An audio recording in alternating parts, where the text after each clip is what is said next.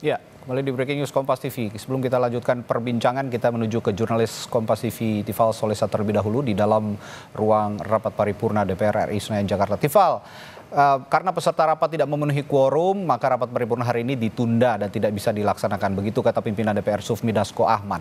Tapi apakah sudah ada informasi kapan BAMUS akan dilakukan dan rapat pimpinan juga akan dilakukan untuk memutuskan kembali kapan rapat paripurna ini akan dijadwalkan ulang begitu, Tifal? Masih harus ada konfirmasi lebih lanjut dari pimpinan DPR RI, terutama dari Badan Musyawarah atau BAMUS DPR, bagaimana tindak lanjut atas rapat paripurna yang ditunda pagi ini gara-gara tidak mencapai quorum setengah dari total anggota DPR RI ikut serta dalam rapat paripurna hari ini.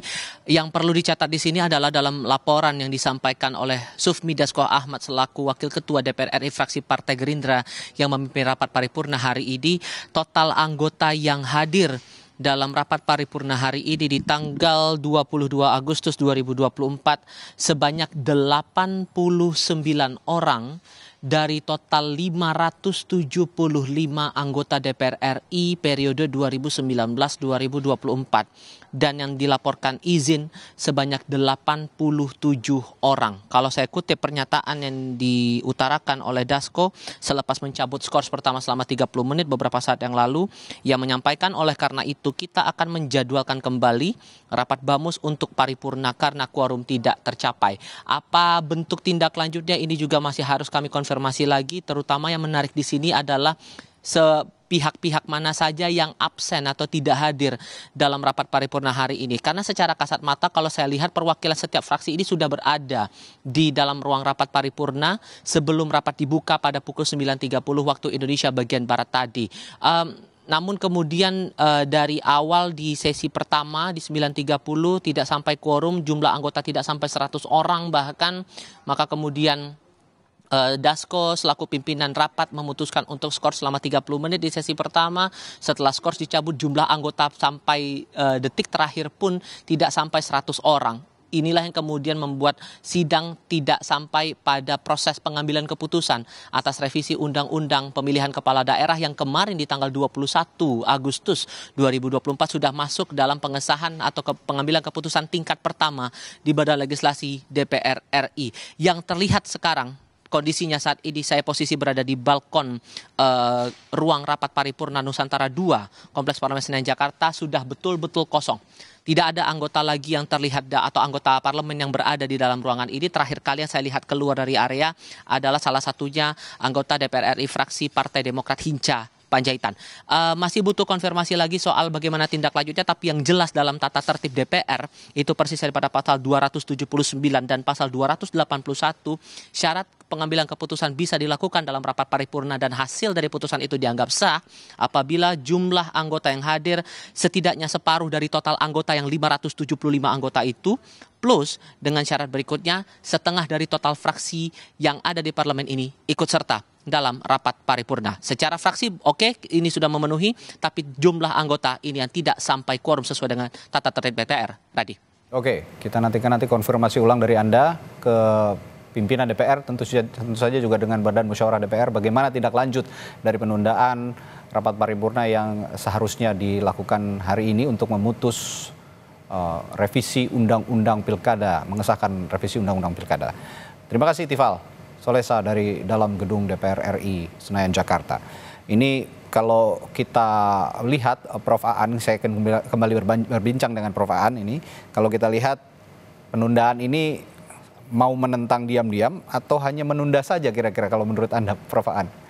Iya, ya pertama memang ada problem ya di quorum. Tapi kalau melihat hasilnya kemarin 8-1, seharusnya kan sudah mayoritas ya. Sehingga kalau mau datang semuanya tentunya akan quorum ya, akan quorum walaupun satu fraksi tidak ikut tadi. Oke. Nah, hanya saja persoalannya adalah ini masyarakat kan sangat menyorot ini gedung dewan saat ini. Ya. Nah, saya melihat ada keraguan ya, di hati mereka untuk bisa menggolkan di siang bolong seperti ini. Sehingga khawatirnya nanti di saat-saat sunyi, saat-saat sepi, ya hasrat kekuasaan itu muncul, akhirnya jadilah ini barang. Ya.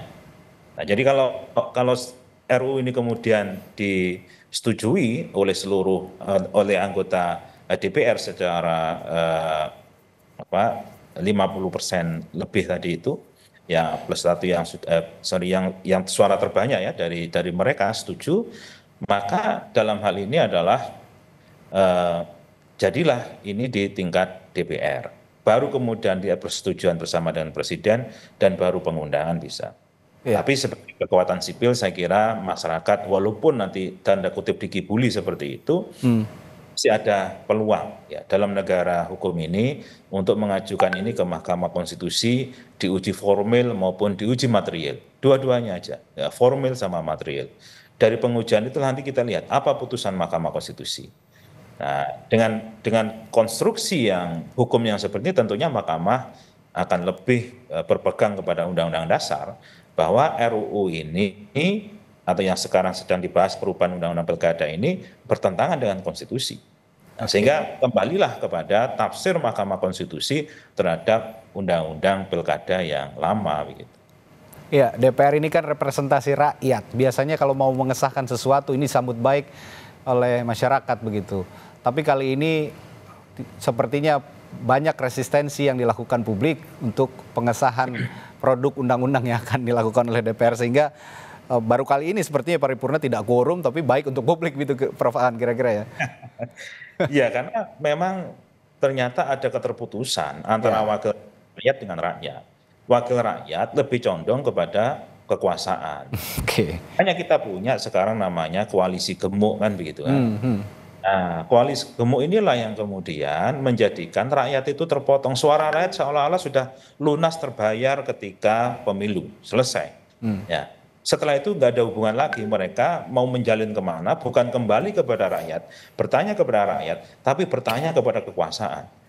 Jadi ini menjadi pembelokan ya dalam sistem demokrasi kita. Seharusnya parlemen itu adalah parle ya, bicara atas nama rakyat, tapi ini bicara atas nama kekuasaan. Inilah yang kemudian menjadikan rakyat akhirnya jengah juga, akhirnya bahagia. Oh, nggak jadi rapat bahagia.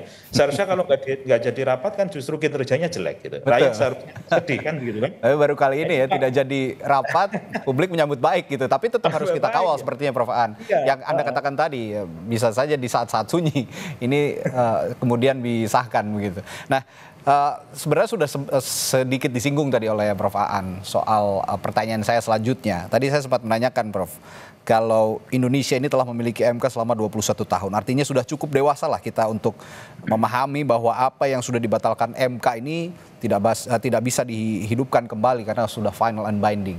Tapi DPR memiliki siasat, memiliki upaya untuk against the Constitution, sepertinya seperti itu.